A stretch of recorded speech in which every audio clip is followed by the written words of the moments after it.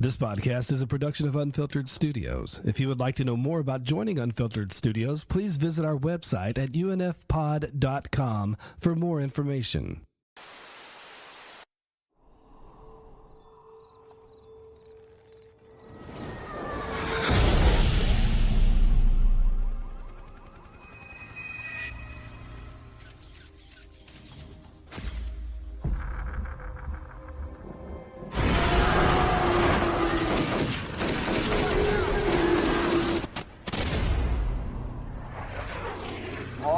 To get back to America.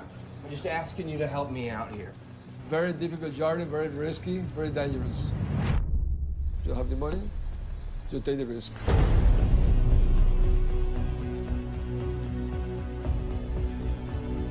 Look at this!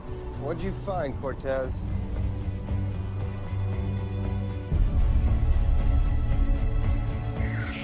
What is there?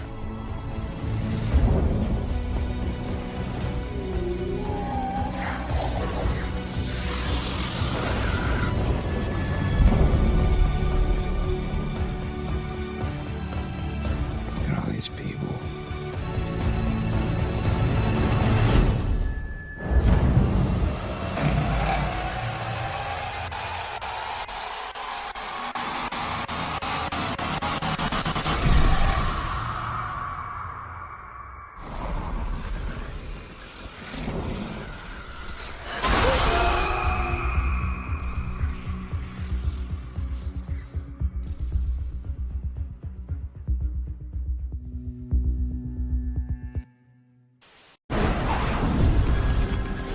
NASA has confirmed fragments of the satellite have been found in the Middle East.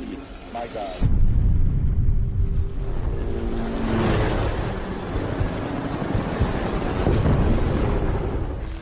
The planet has watched them grow to an unprecedented scale. You know I got your back out there, though, right? I'm always one that's got your back. Yo, boys! Sighted Goliath Earth.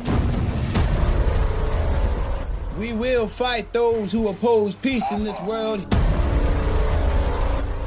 human or otherwise.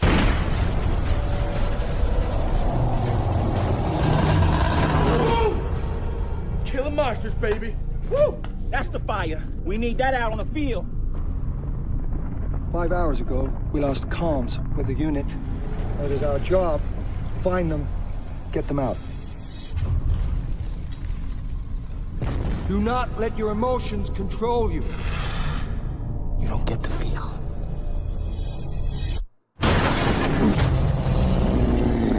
You do not deviate. You do not question. You do the mission. I got movement.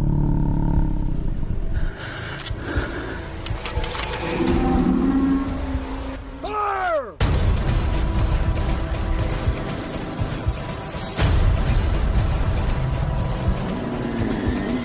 I'm not scared of the monsters.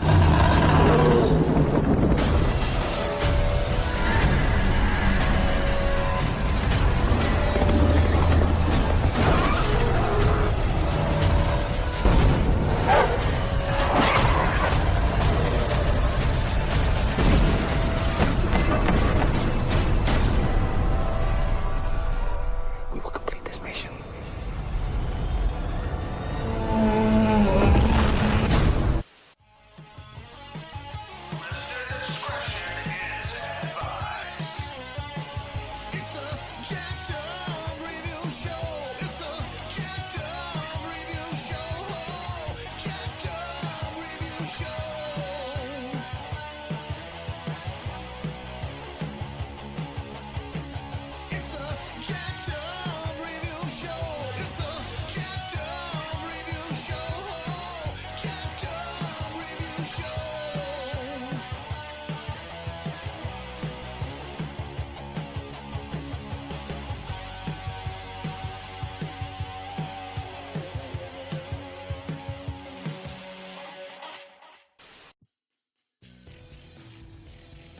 Solely back in town. So, once again, I'm doing another quick cult franchise mini review over Zoom. Talking to myself. It's fun and all. So I'm talking about the cult franchise that is Monsters from 2010, followed by its sequel, Monsters 2 Dark Continent, that premiered in 2014. Both extremely decent action, horror, sci-fi movies. And so why should you check any of these out? Well, for starters, the first one is helmed by Gareth Edwards, who's best known for doing Star Wars Rogue One as well as the 2014 Godzilla. And anyone who's seen interviews with him just knows that he's a huge just fan of all kinds of genre pictures like Night of the Living Dead, Blade Runner, Alien and its sequel Aliens. And pretty much if you like any of those, you will definitely applaud these. This is just one of those where it was just cool just seeing a post-apocalyptic movie with infection zones and, you know, some journalists and a tourist just trying to get through an infected quarantine area in Mexico to the U.S. border. And with the suspicion that it's alien life, according to some NASA reports. So it's another one where it's just a very solid movie, but it also leaves you kind of wanting a little more because it's just so well acted. The lead in it is Scoot McNairy, who you'll know from just several different movies, such as Gone Girl, and I think he was on *Halt and Catch Fire*, but yeah, he was on Argo and 12 Years a Slave, and I take it back, he wasn't in *Halt and Catch Fire*, but you've definitely seen him on Fargo and Batman vs. Superman and Our Brand is Crisis, so he's been around for a while, and he's just always a solid character actor. Whenever he shows up, you know he means business. And I don't know the main actress, Whitney Abel, but she's apparently been around for a while, but as well as in a few other horror and mystery movies. So I think what really made any of these movies work was just their attention to just getting you in the mood to just see just kind of a extremely sad and yet mysterious just sci-fi thriller, and just zero hope around the corner. And it does a good job of keeping your interest, but unfortunately it also is just one of those is like, this is scripting, but it needs a bigger budget. That's a compliment. I don't mean that in any derogatory way. A low budget movie should, if it just grips you, you know, it's already done its job. And if it makes you wish, you know, what could have been, you know, that also in some cases could be considered a pro. I'm counting it as a pro in this case because I wanted more when it was all said and done. It was followed by the sequel, Dark Continent. Now, this did not involve Gareth Edwards, but and it had some pretty shitty reviews, although it had enough reviews, you know, to get at least 3 of them plastered onto the poster. I did not mind this one. I actually thought this was a way better one, just because this just finally investigated the alien predicament. Gareth was executive producer. The director was Tom Green, who has just done a bunch of various British miniseries and thrillers. And writers I don't recognize, but Green was one of them as well. One of the writers also worked on the independent sci-fi movie The Dinosaur Project, as well as The Girl in the Spider's Web, you know, so sequel in name only to Girl with the Dragon Tattoo. But yeah, no, so British cast and crew, and this definitely, if you want some 28 weeks later aliens, predator type mayhem, you're definitely gonna love it. And apparently the production was shot side by side with Monsters, so that's interesting to note. It does not look like a half-assed effort or like it's just trying to just, you know, phone it all in. It definitely works way better than similar stuff such as maybe Skyline or what have you, just where, you know, the first one was mediocre and the sequels were so good. But you know what I mean, where that just movies that just felt like they were too quick to they were forcing their franchise stability on the viewer instead of just taking their time seeing if they even merited that. So yeah, no, I recommend both very highly. You can find them easily on both the streaming platforms, so make use of that what you will. And solely out. Thank you for listening.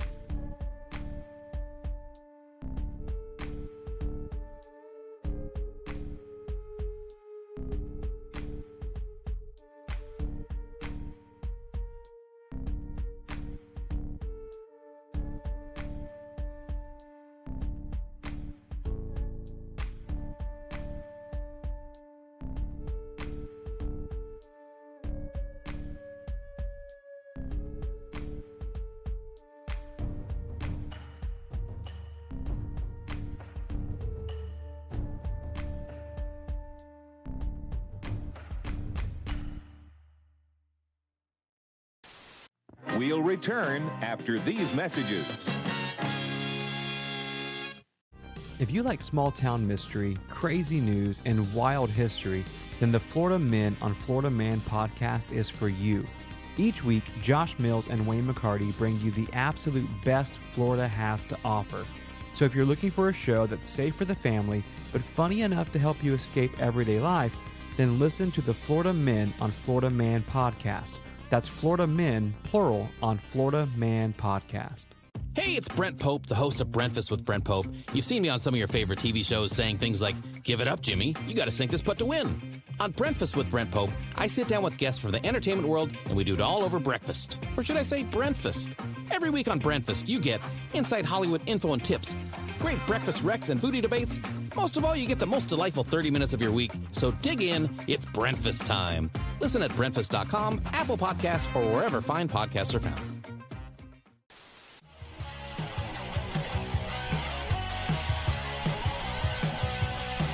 Follow us on the web on Facebook, Twitter, and Instagram.